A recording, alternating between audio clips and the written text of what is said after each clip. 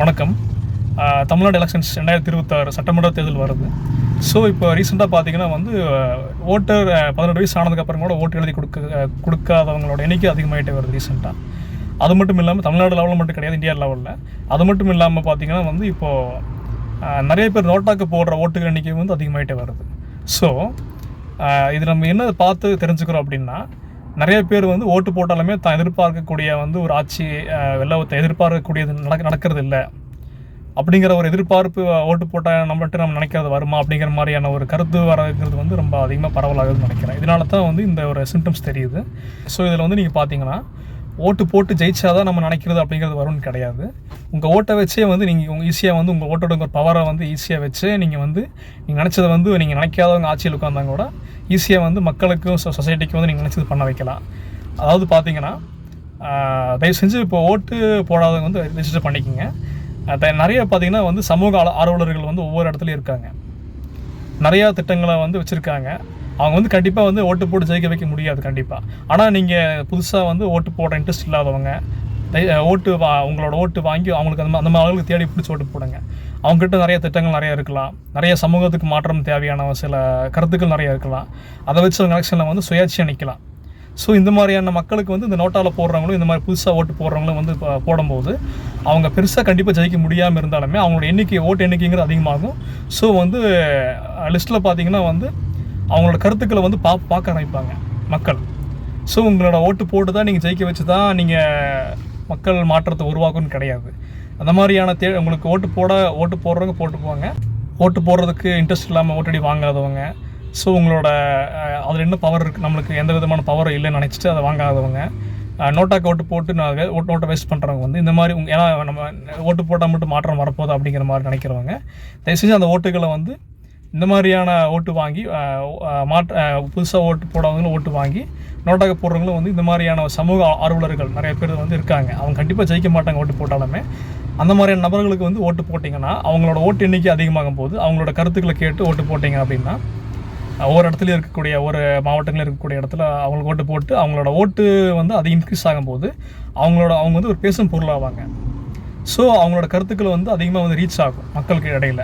உங்கள் ஓட்டு மூலமாக வந்து அது மக்களுக்கு வந்து அவங்களோட கருத்துக்களை வந்து இன்னார் ஒரு சமூக ஆர்வலர் இருக்கார், இன்னார் இவ்வளோ பேசியிருக்காரு, இவ்வளோ கருத்துக்கள் இருக்குது, இந்த மாதிரி கருத்துக்கள் வந்து நல்லாயிருக்கும் அப்படின்னு ஓட்டு போட்டு அது வந்து மக்கள் இவ்வளோ வாங்கியிருக்காரு அப்படிங்கிற பேசும் பொருள் ஆகும்போது ஸோ அவர் ஜெயிக்காமல் இருந்தாலுமே அவருடைய கருத்து வந்து மக்களுக்கு வந்து பப்ளிசிட்டி ஆகுது. ஸோ இதனால் வந்து பார்த்தீங்கன்னா அவர் ஜெயிக்கக்கூடியாமல் நீங்கள் எதிர்பார்த்தவர் ஜெயிக்காமல் இருந்தாலுமே அவர் கருத்துக்கள் வந்து ஜெயிக்குது. ஸோ இந்த கருத்துக்கள் வந்து நீங்கள் வேறு யாரோ ஜெயிச்சாங்க கூட நிறைய பேர் வந்து அந்த கருத்துக்கள் நல்லா இருக்கிறத பார்த்து பப்ளிசிட்டி ஆகிறத பார்த்துட்டு கண்டிப்பாக அதை வந்து செயல்படுத்துவாங்க, ஃபாலோ பண்ணுவாங்க. ஸோ உங்கள் ஓட்டு வந்து வேஸ்ட்டு அப்படின்னு வந்து ஓட்டு ரெடி வாங்காமல் இருக்கிறதும் நோட்டாக்கு போடுறதும் அது வேஸ்ட்டாக பண்ணாமல், ஏன்னா நம்ம ஓட்டு போட்டு இதை மாறப்போதா நம்ம அப்படின்னு நினைக்காம நம்ம ஓட்டு போட்டு ஜெயிக்க வைக்க முடியாதுன்னு மனசு விடாமல் அந்த ஓட்டுக்கள் மூலமாக வந்து அவங்களோட எண்ணிக்கையை வந்து தேடி உங்களுக்கு சாதகமானவங்களை வந்து உங்களுக்கு பிடிச்சவங்கள நல்ல கருத்துக்களை சொல்கிறவங்கள வந்து அந்த வாய்ப்பு நல்ல திட்டங்களை வச்சுருக்கிறவங்க வந்து சுயாட்சி நின்னாங்க கூட, சம்மதமே இல்லாமல் தனியாக நின்னாங்க கூட அவங்களுக்கு வந்து உங்கள் நோட்டாக போடுறதுக்கு பதிலாகவும் ஓட்டு போடாமல் இருக்கிறதுக்கு பதிலாகவும் அவங்களுக்கு ஓட்டு போடுங்க, அவங்கள ஓட்டு எண்ணிக்கை அதிகப்படுத்துங்க.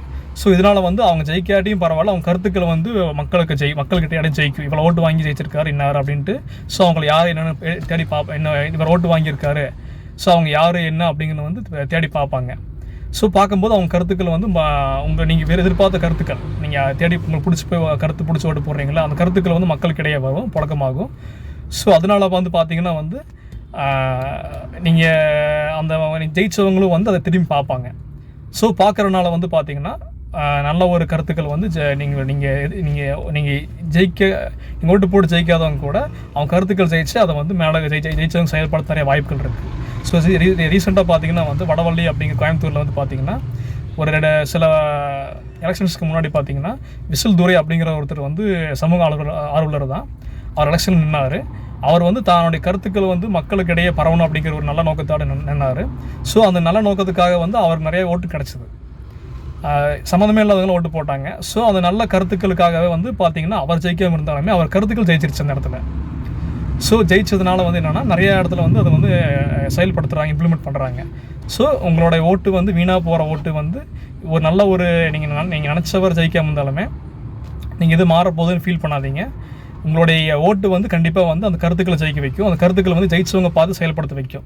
ஸோ தயவு செஞ்சு இந்த எலெக்ஷனுக்கு வந்து எந்த ஒரு ஓட்டு அடி வாங்காதவங்க வாங்குங்க. உங்களை ஓட்டை வேஸ்ட் பண்ணாதீங்க, நோட்டாக்கு போட்டு வேஸ்ட் பண்ணாதீங்க. உங்கள் கருத்துக்கள் ஜெயிக்க போதான்னு ஃபீல் பண்ணாதீங்க. உங்கள் கருத்துக்கள் மேட்ச் ஆகிற ஆளுங்களுக்கு தேடி சமூக அளவில் நிறைய பேர் இருக்காங்க, அவங்க ஓட்டு போடுங்க. ஜெயிக்க இருந்தாலுமே அவங்களுடைய கருத்துக்கள் நீங்கள் நினச்சது வந்து ஜெயிக்க போதா அப்படின்னு நினச்சி அசால்ட்டாக விடுற அந்த ஒரு கருத்துக்கள் வந்து மக்களிடையே வந்து ஜெயிக்க வந்தாலும் பேசுகிற பொருளாகும். கண்டிப்பாக வந்து ஜெயிச்சவங்க மத்தியில் அது போய் சேர்ந்து கண்டிப்பாக வந்து செயல்படுத்தப்படும். ஸோ உங்களுடைய ஓட்டுக்கு இவ்வளோ பவர் இருக்குது. ஸோ கண்டிப்பாக வந்து இந்த பாயிண்ட்டை புரிஞ்சு கண்டிப்பாக வந்து வீணாக போகிற ஓட்டை வந்து கண்டிப்பாக நல்ல ஒரு மாற்றத்துக்கான ஒரு நல்ல கருத்துக்களை வந்து மக்களுக்கிடையே வந்து செயல்படுத்துறதுக்கு உண்டான ஒரு இதை நீங்கள் புரிஞ்சுப்பீங்கன்னு நினைக்கிறேன். ஸோ வீணாக போகிற ஓட்டுக்கள் வந்து நம்ம எது மாற்ற முடியாது அப்படின்னு நினச்சி அசால்ட்டாக விடுற ஓட்டுக்கள் வந்து உங்களாலே நினச்சா மாற்ற முடியும். ஒரு ஜெயிக்க முடியாதவங்க மூலமாகவே நினச்சா நீங்கள் மாற்ற முடியும். கருத்துக்களுக்கு வந்து நீங்கள் ஒர்த்து கொடுக்கறது மூலமாக. ஸோ இந்த எலெக்ஷனுக்கு வந்து கண்டிப்பாக வந்து இந்த எலெக்ஷன் மட்டும் கிடையாது, எந்த எலெக்ஷனுக்குமே வந்து புரிஞ்சு இந்த மாதிரியான ஒரு மறைமுகமாக வந்து நீங்கள் வந்து ஆட்களை ஜெயிக்க வைக்காமல் இருந்தாலுமே கருத்துக்களை ஜெயிக்க வைக்கலாம்.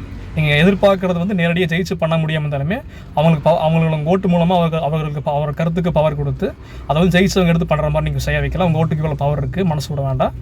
ஸோ இப்போ இந்த எலெக்ஷன் வந்து ஃபாலோ பண்ணுவீங்கன்னு நினைக்கிறது பார்க்குறவங்க, இந்த வீடியோ காலையும் பார்க்குறவங்க. ஸோ இப்படிக்கு பரத் கிஷோர், அம்மன் கன்ஸ்ட்ரக்ஷன்ஸ் கோயம்புத்தூர், வணிக மேம்பாட்டு நிபுணர் மற்றும் சமூக திட்டமிடல் நிபுணர். நன்றி, வணக்கம்.